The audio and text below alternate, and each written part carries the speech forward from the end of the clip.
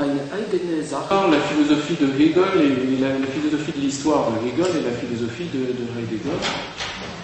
Et ce serait d'ailleurs un thème important et intéressant, parce que effectivement cette libre suite d'époque, c'est pas du tout l'histoire, le déploiement de la dialectique dans l'histoire selon Hegel, encore qu'elle soit beaucoup plus subtile et mouvementée qu'on a bien voulu le faire paraître scolairement.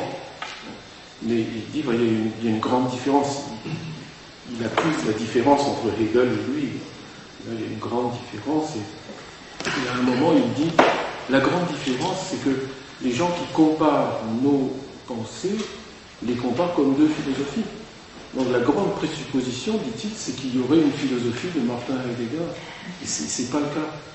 Donc, là encore, il vient de paraître un numéro d'une revue s'adressant aux professeurs de philosophie, revue du Centre de documentation pédagogique, qui parle de la philosophie de Heidegger, en disant d'ailleurs pas toujours grand-chose de sensé, mais le grand présupposé de ce numéro, c'est qu'il y ait une philosophie de Martin Heidegger.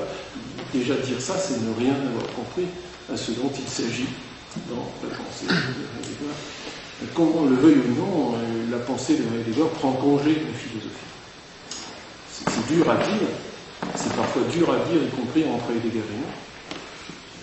La pensée de Heidegger prend congé de la philosophie. Elle fait son deuil de la philosophie.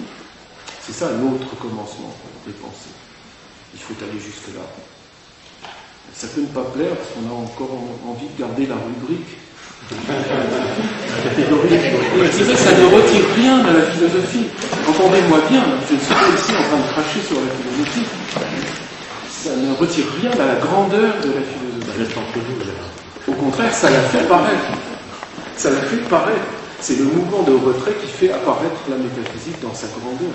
Grandeur que Heidegger qualifie de créatrice et de configuratrice d'histoire. La métaphysique, elle a configuré l'histoire de la planète. C'est pas rien. Ça relève de l'épique, la métaphysique.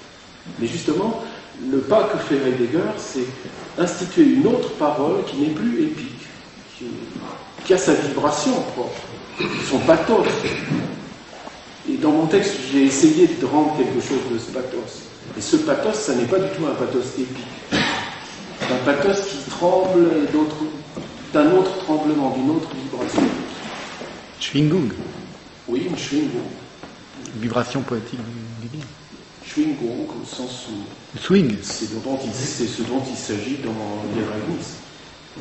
Swing et Erasmus.